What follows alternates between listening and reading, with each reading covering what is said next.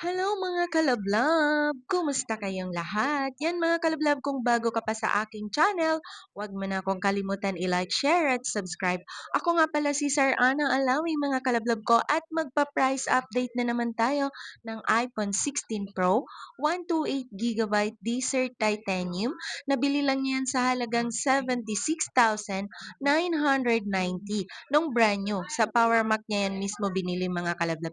Yun yung price nung nabili niya dahil second hand na lang yan ngayon at 3 months old lang yan. Mura lang yan mga kalablab. Mabibili nyo lang yan sa halagang 59,000. O di ba napakamura mga kalablab? Factory unlock, 100% battery health, 158 cycle count. Nabili niya nung March 2025. May warranty pa yan mga kalablab mismo sa Power Mac.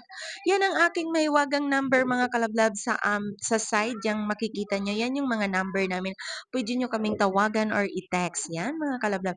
Slightly used, makinis, walang scratch. Kaya kung naghahanap ka ng mura at legit na iPhone, dito ka na bumili sa store namin dito sa Green Hill Shopping Center, second floor, stall number U4. Nag-a-accept kami dito ng trade-in, swap, installment.